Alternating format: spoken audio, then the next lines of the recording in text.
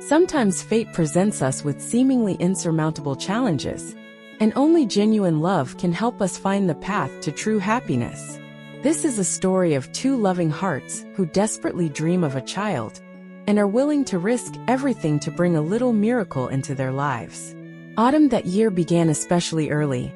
Golden leaves already covered the ground with a motley carpet, and the air carried a faint smell of decaying grass and wet branches.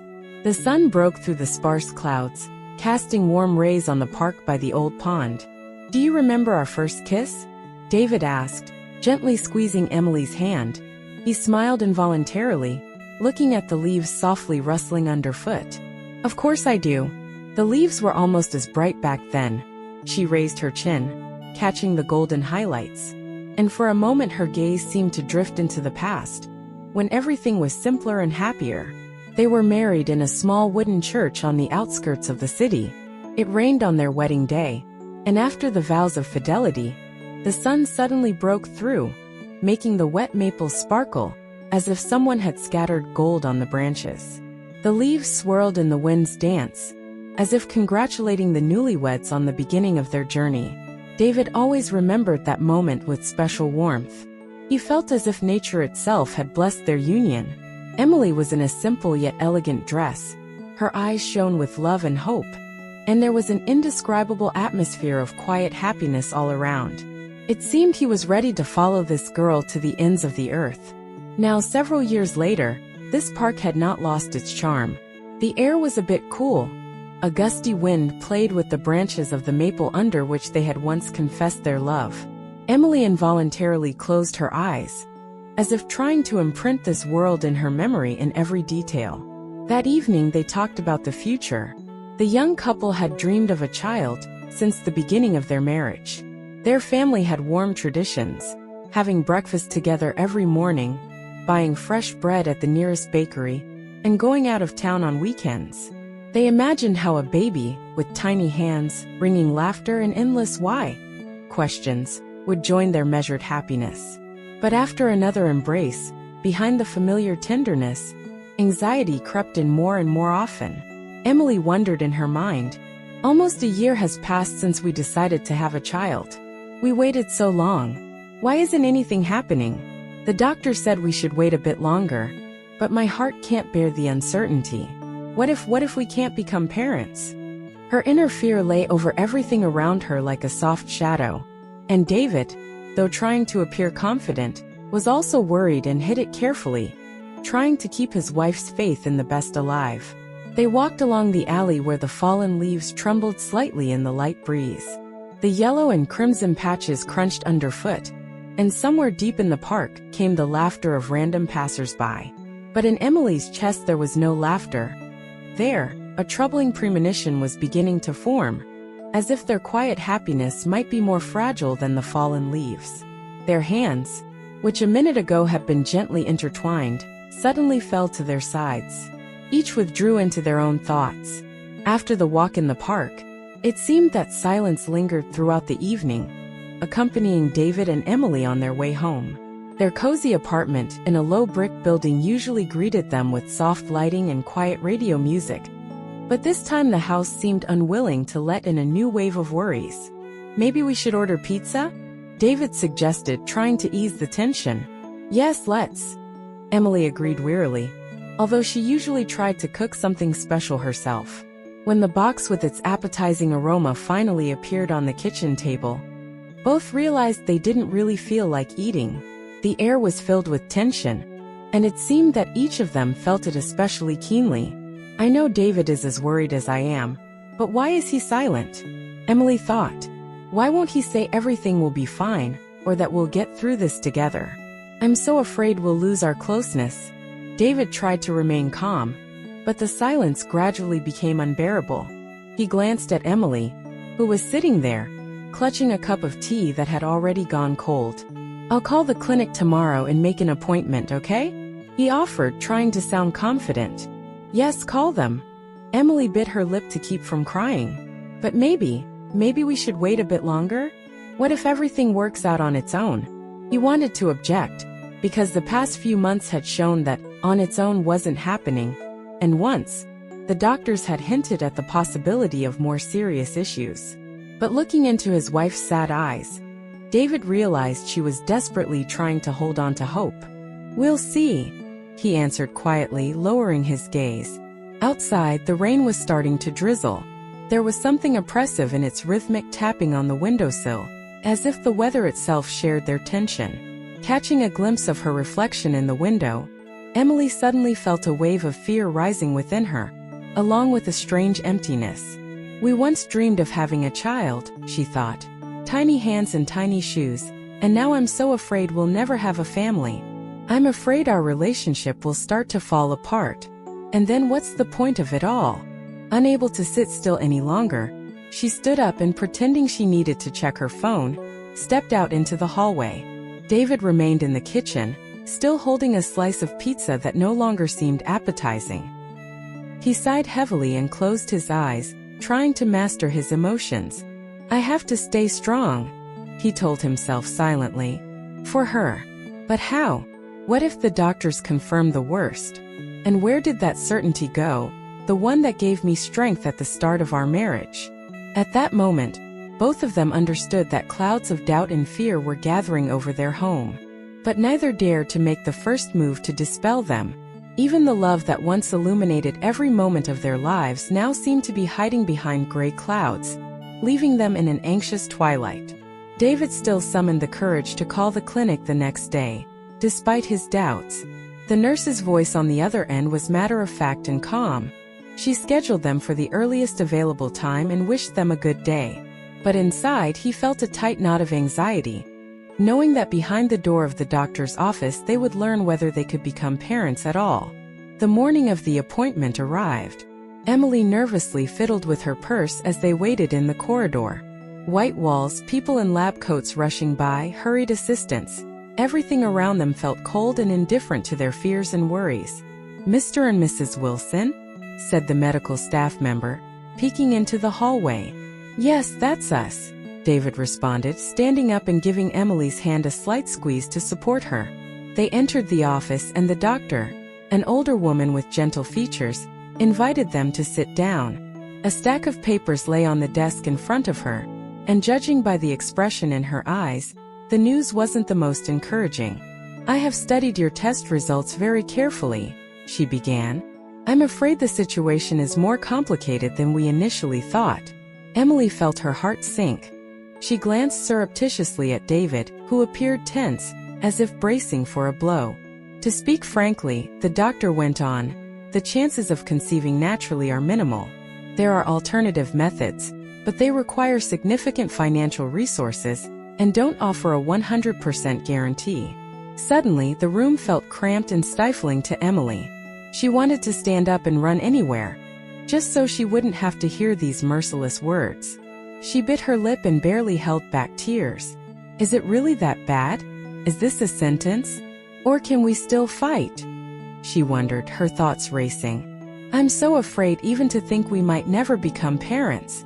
"We were willing to try," David finally managed to say, attempting to sound calmer than he felt. "Of course, we'll discuss everything in detail. I'll explain the programs, procedures, and possible risks." The doctor flipped through the documents, trying to keep her voice reassuring. "But I must warn you that the process can be long and emotionally challenging."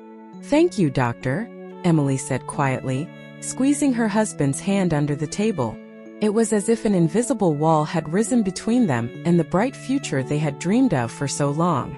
The doctor answered their questions patiently, mentioning donor programs and various treatment options. But her words were lost in the emotional pain that spread like a dense fog. After leaving the clinic, Emily and David paused in the lobby by the wide window. Outside, strangers hurried by, and the leaves on the trees were already losing their summer brilliance, turning golden and crimson. "Well then," David tried to smile, but the smile came out strained. "We'll figure it out." Emily stayed silent and only nodded. In her eyes there was such exhaustion and sorrow that David felt a wave of despair. "Maybe we could get some coffee before going home?" he suggested, hoping to distract them. "Yes, let's do that," she agreed absently. They headed to a small cafe on the ground floor. Neither of them mentioned what had just happened in the doctor's office. The internal knot of anxiety and bitterness grew, like a spiny ball capable of hurting anyone who tried to touch it. They would have to make a difficult decision about how to live with this new and deeply painful reality. Several days passed after the clinic visit in oppressive silence. David and Emily scrupulously avoided the subject of possible treatment, as if it might vanish if they didn't speak of it. Instead, they immersed themselves in their usual tasks, each lost in their own routine, yet both understood that a chasm was growing between them. One evening, while sitting in the living room, they were watching a TV series as usual, but the scenes on the screen no longer distracted them from their inner turmoil. Emily kept catching herself thinking that on any other day she would have stopped the show long ago, shared her feelings and discussed all the pros and cons with David. But now it seemed to her that there simply weren't enough words, or she was too afraid to voice them. Deep down, she longed to hear David say that they would definitely get through this.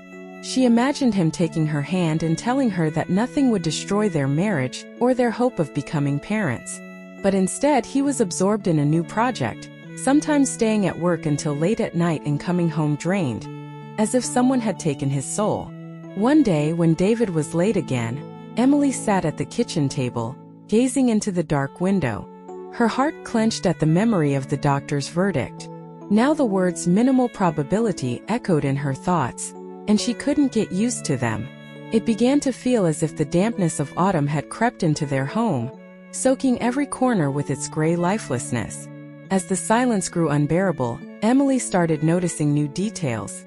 The tasteless, crumpled napkin on the table, the rustle of the wind outside, the creak of the chair whenever she tried to shift position. Everything irritated her, but the real source of her pain was the sense of loss, that their familiar way of life and their mutual understanding were falling apart, as fragile as autumn leaves underfoot. By midday the following day, David suddenly announced that he would be leaving for 2 weeks to another city. Business partners had invited him for negotiations. Emily froze when she heard about the business trip. "You have to go? Right now?" The pain she was trying to hide seeped into her voice. "Yes, they called this morning," he replied defensively, pulling on his jacket. "We have a complicated project. I can't refuse." He tried to embrace Emily, but she drew back, and he caught a glimpse of confusion mixed with hurt in her eyes. "I understand," she said, quickly lowering her gaze. A thought stirred inside her. He's running from her suffering. Perhaps David himself wasn't aware of it, but this trip looked like a lifeline to him, a way to avoid the discussion they both feared. When the door closed behind him, Emily was left standing in the empty hallway, feeling that their home was becoming emptier in every sense, not just physically but emotionally. His quiet footsteps on the landing ended, and a heavy silence fell.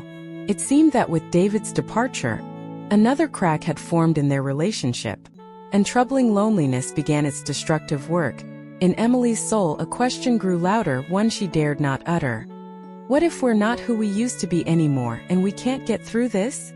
David's business trip dragged on, and Emily stayed in the apartment by herself.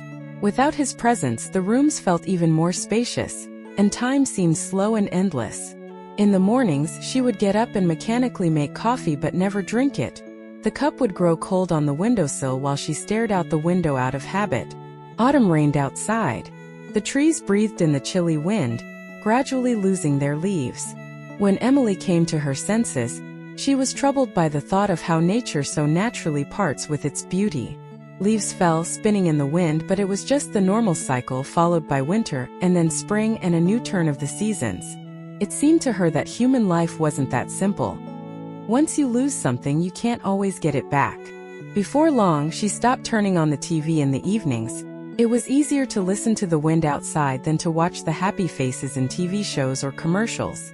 At some point, she felt herself withdrawing inward. It seemed there was no one who could understand her without words. She had been writing small articles for a local magazine. Once upon a time, she loved creating heartfelt stories about people and places that, in some way, reflected the life of the city. But now she struggled to find inspiration in ordinary plots.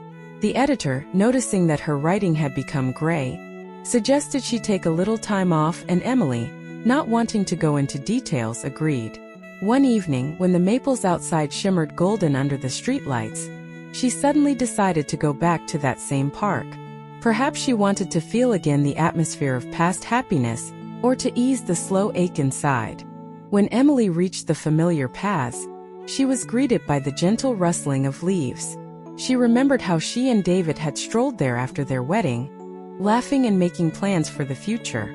Back then, the wind had tossed bright yellow leaves in their direction, and it seemed as though autumn itself was blessing their union. Now everything looked different. There were few people in the park. Many carried umbrellas and wore scarves, and someone was walking their dog. Approaching the bench by the old maple, Emily sat down and looked up at the bare branches overhead. For a moment she felt that this bench too had lost something just like she had. We wanted a child, the thought flashed through her mind. We wanted a family like in those old photographs in our albums. Is it so wrong to want to be happy? She recalled how David, once so enthusiastic and loving, had promised to fulfill all her dreams. But now he wasn't there and she missed him desperately. Suddenly, the wind forced a heavy sigh out of her chest. The cold crept into her hands and Emily hugged herself, as though shielding against the sobs threatening to break free. Above her head, the last autumn leaves circled like golden moths. It seemed there was a hidden meaning in this whirl. Nature, the cycle of life, loss and renewal. And she continued to sit there alone, running her hand over the old wooden bench, as if searching for the elusive warmth of days gone by. The next day, as if by instinct, Emily went out again and headed toward the park. She felt a strange need to be there, among the golden leaves. She wanted to make sure her memories hadn't deceived her. That autumn really had once been a happy, magical time.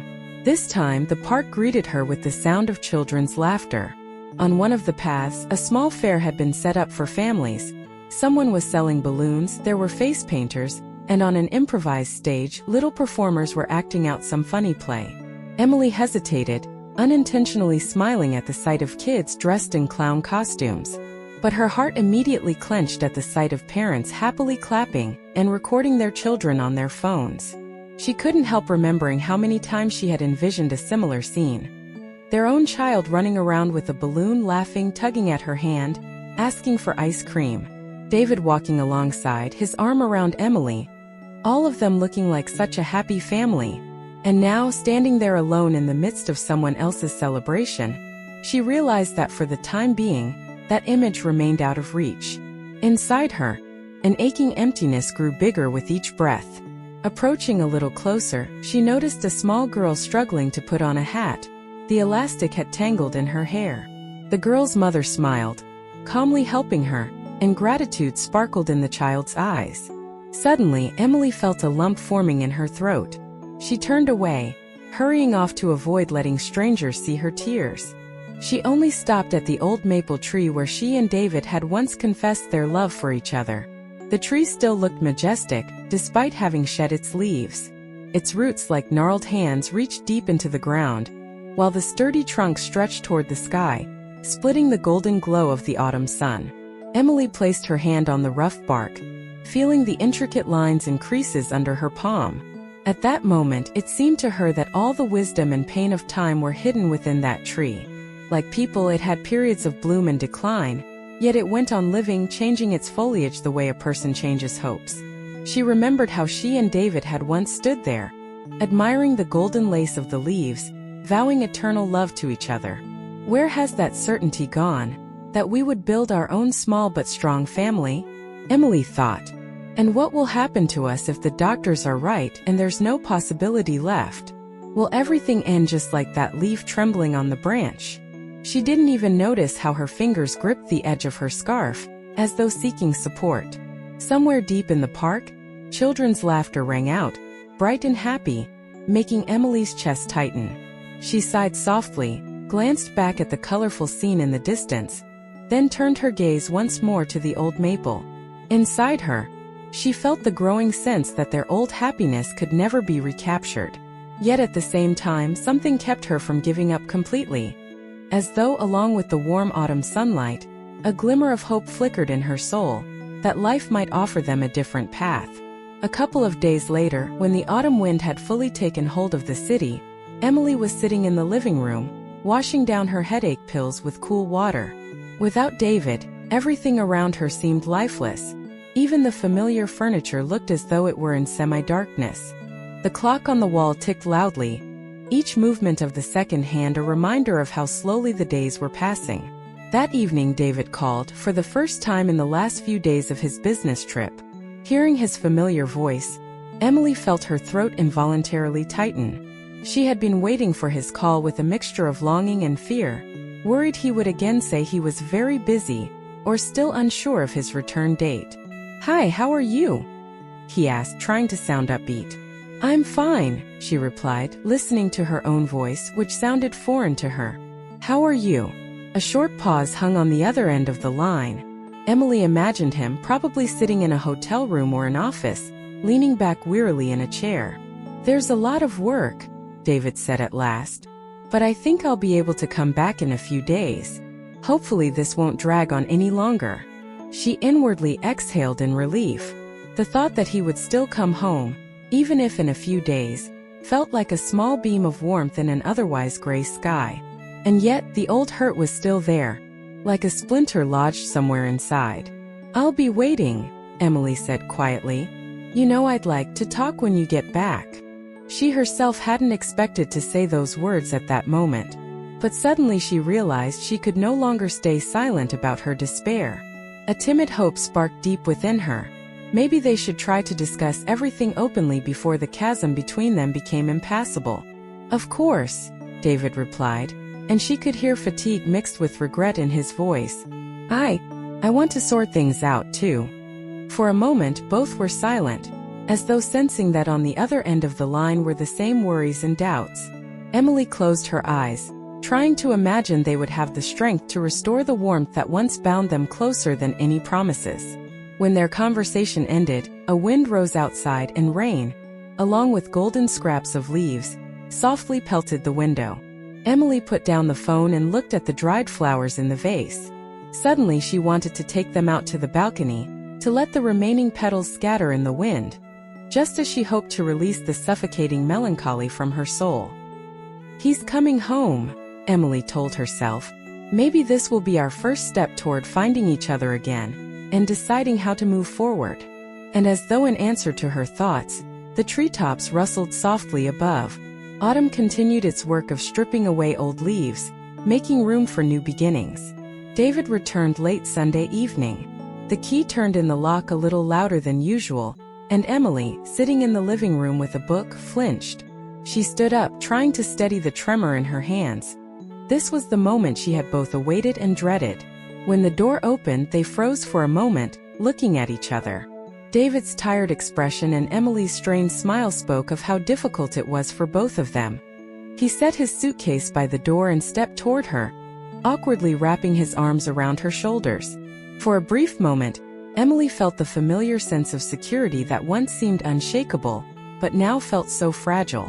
"Well, I'm home," he said quietly, releasing her and stepping back. "I'm glad you're back," she replied, but her voice betrayed her, trembling. How was your business trip?" He shrugged, walking into the living room. "Tough. I had to handle several problems at once. But now things have more or less settled. How about you?" His question sounded casual, and Emily felt a fresh wave of resentment. Everything that had happened during this time could not possibly fit into a simple, "How about you?" But she remained silent and merely offered, "Would you like some dinner? I made pasta." They ate in near silence. It was clear that David was trying to stay upbeat, but beneath his gaze lurked anxiety and confusion. Several times, Emily wanted to start the conversation about what truly hurt, but the words seemed to freeze on the tip of her tongue. After dinner, David placed the dishes in the sink, while Emily stood by the window, gazing thoughtfully at the dark street. Everything in their home looked familiar, yet the tense atmosphere revealed that a serious conversation was inevitable. When she finally turned around, she saw him standing opposite her, arms crossed over his chest.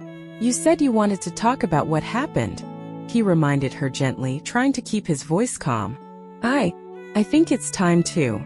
She nodded and walked into the living room, sitting on the couch. David sat beside her, keeping a small distance as if afraid of hurting her with an incautious word or gesture. "You know, I always thought we had a long and happy life ahead of us," Emily began, trying to speak without tears.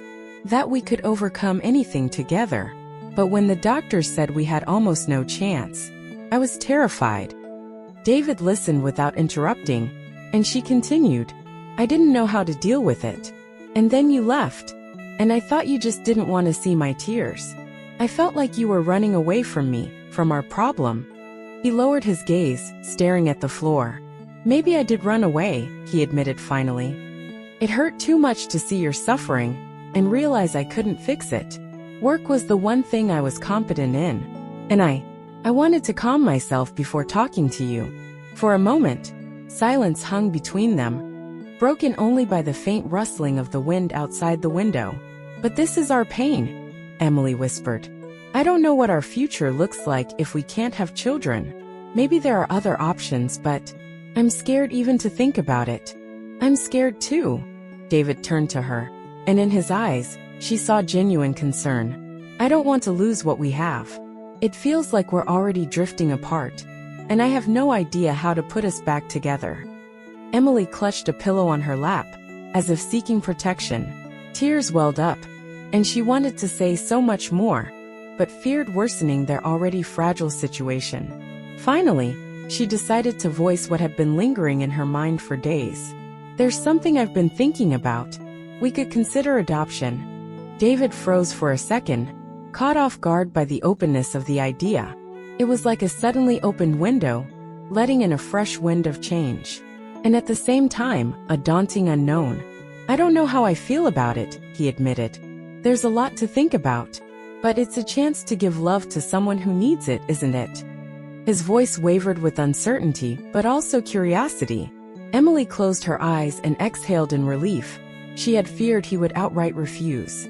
They weren't anywhere close to making a decision, but at least there was a glimmer of hope for a shared solution that wouldn't break their hearts apart. "We can learn more together," David added more softly. "But let's not rush. We need to understand if we're truly ready for this."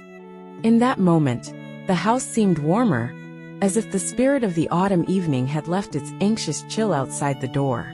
The road ahead would be long and difficult, but they had taken a small step toward each other, acknowledging that their love was still alive and worth fighting for. David woke up earlier than usual the next morning after their difficult conversation. A grayish light filtered through the sheer bedroom curtains. Outside, a light rain was washing away the last remnants of golden leaves from the sidewalks. Emily was still asleep, and he rose quietly, careful not to disturb her rest.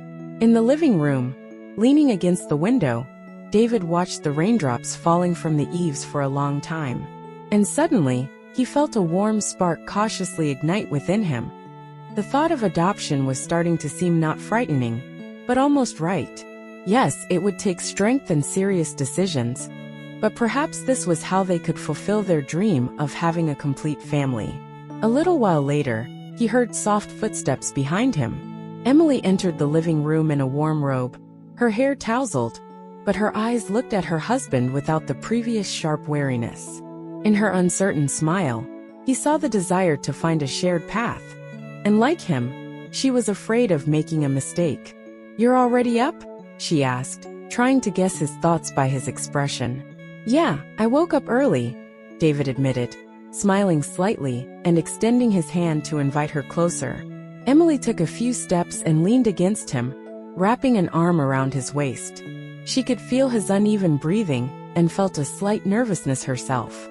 "I thought all night about what we said," she murmured, lowering her gaze to her bare feet. "Maybe I rushed when I suggested adoption. I'm just scared to believe that other treatment options will work." David ran his hand through her hair, trying to convey all the support he could through that gesture. "You didn't rush," he said firmly. "We still have to decide if we're ready to go through the difficult path of treatment.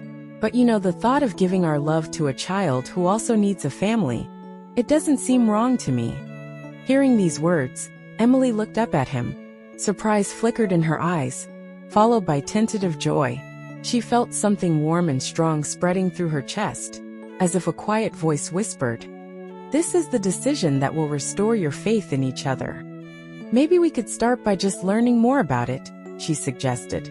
Call the social services, or look up information online. Find out what's needed, what documents, what the conditions are. David nodded in agreement. Let's do that. And then we'll make a well-thought-out decision. He kissed her temple, and Emily hugged him even tighter. It seemed that this uncertain but important step had given them both strength. At the very least, their conversation about the future finally held something more than pain and despair. Over breakfast, they talked about visiting the same clinic to clarify the prognosis. Not because they were completely giving up hope for a biological child, but so they wouldn't make a rushed decision. Emily suggested making a list of questions she wanted to ask the doctor, and David supported the idea. We need to discuss everything together, without fear and without holding back, he added, pouring coffee for both of them. We can't repeat past mistakes. In the autumn light filtering through the rain clouds, everything around them seemed slightly blurred, but the air carried a vague sense of change. The sound of raindrops against the window no longer felt so melancholic. Rather, it was like nature's quiet approval, witnessing two people trying to find their way to happiness through the gray clouds. Inside Emily and David, there were still many fears, but there were also the first fragile sprouts of hope. They didn't know what their future held, but today at this small kitchen table, they finally managed to talk without reproach and tears. And that meant they had found yet another reason to stay together and fight for their dream. They spent almost the entire day at the clinic. The doctor patiently answered all their questions, explaining the latest test results, and suggesting various treatment options, from hormone therapy to IVF. Her gentle, slightly weary gaze indicated that she had seen many couples go through similar trials. You both need to decide how ready you are for these procedures, the doctor said, closing the folder with the paperwork. It may take several attempts. It's not easy emotionally or financially. Emily and David thanked her for the consultation, feeling an unusual mixture of relief and sadness. On one hand, everything was crystal clear. Alternatives existed, but none offered a guaranteed outcome. On the other hand, a timid certainty pulsed in their chests. Now they knew for sure that they would face this together. As they exited the hospital, the cool wind tousled Emily's hair. David gently pulled her close. Neither of them spoke, but in that silent gesture, there was an understanding they had long been missing. The following weeks passed in a series of meetings, consultations, and discussions, which they tried to conduct calmly and without blaming each other. Of course, there were moments of despair, especially when words like failure or risk were mentioned. But every time, they found the strength to return to the most difficult topic, adoption. One day, while browsing websites and forums where people shared their experiences with adoption, Emily stopped at a story about a little boy who had been welcomed into a family. The comments from the adoptive parents were filled with genuine happiness and gratitude for the chance to give warmth to a child who had waited so long for it. Look, she quietly called to David, sitting at the kitchen table with her laptop. He sat beside her and carefully read the story. It seemed as if he could hear the joyful laughter of that little boy through the computer screen. Do you want us to take this path too? He asked, wrapping an arm around Emily's shoulders. His voice carried both hesitation and hope. I want us to have a child, so we don't suffer from this emptiness. And if that child is adopted, why not? Finally, they decided to at least get a consultation with social services. On the appointed day, Emily and David arrived at the given address. A cozy office lined with folders and children's drawings on the walls greeted them with the smell of freshly brewed tea. The staff member, a middle-aged woman, smiled warmly and offered them seats. We're just here to learn where to start, Emily said, gently squeezing her husband's hand. That's the right approach, the woman replied, opening her notebook. I'll tell you everything. The necessary documents, the psychological preparation, and the challenges adoptive parents may face. The conversation lasted several hours, and in that time, David and Emily felt like they had already opened the door to a new universe. One filled with trials, but also endless warmth. When they stepped outside, the sun was breaking through the clouds, as if welcoming their choice. "It seems we've taken the first step," David noted, holding the door for Emily. "Yes, but there's so much ahead." She suddenly felt her knees trembling, yet at the same time, her heart pounded with both excitement and anticipation. About a month later, after all the checks and paperwork, they received a call and were scheduled for their first meeting with a potential match, a 4-year-old girl named Sarah. Trying to calm her nerves, Emily spent a long time choosing a small gift to bring, eventually deciding on colorful stickers and a couple of picture books. When they entered the room where children met potential parents, Sarah was sitting at a small table, intently examining bright-colored blocks. She wore a simple dress, and her eyes reflected curiosity about each new person she encountered, but also a caution born from unfulfilled hope. Emily smiled and crouched down to be at eye level with the little girl. I'm Emily. And this is David. We've been really looking forward to meeting you." Sarah looked at them attentively, holding a red block in her hand. At first, she remained uncertainly silent, as if pondering whether she could trust these new people. But Emily extended a small storybook to her and smiled slightly, noticing how the girl's eyes lit up. "Beautiful," Sarah finally whispered, running her tiny finger over the vibrant cover. David felt his heart clench with both tenderness and sadness. He glanced at his wife and she understood without words. They both felt that this girl could become a part of their family. Later, as they left the orphanage, Emily and David embraced each other without hiding their tears. But these were not tears of despair. They were mixed with joy, hope, and a quiet reverence for how significant this step could be, both for them and for Sarah. Months passed in a whirlwind of approvals and document collections. It was not easy. At times they faced bureaucracy and long waiting periods. But their hearts had already chosen Sarah, and each day they became more resolute.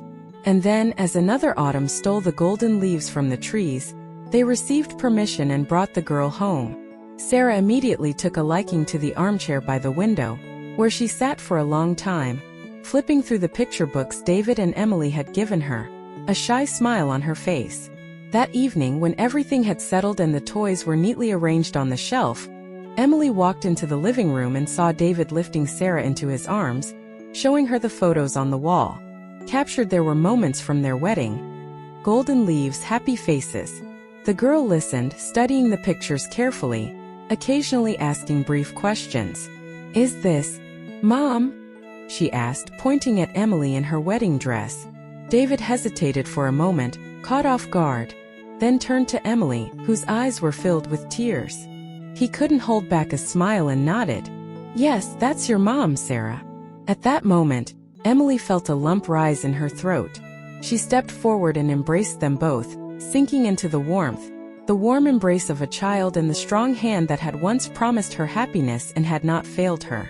Outside, light snowflakes began to swirl, and the last remnants of autumn leaves had nearly vanished from the branches. But inside their home, there was an atmosphere of pure new beginnings. If golden leaves had once symbolized hope for happiness, now the shine in Sarah's eyes was the greatest confirmation that love could bloom despite any hardships. Through pain, doubt, and fear, they had found a new family. And in this seemingly simple home, the joyful words Mom and Dad were now spoken words that had once seemed an unattainable dream for Emily and David. True love and the willingness to make sacrifices can overcome any obstacles, even when it feels like there is no way forward. What matters most is to never give up, and to remember that new possibilities can come from the most unexpected decisions. Subscribe to the channel and hit the like button, so you don't miss more heartwarming stories.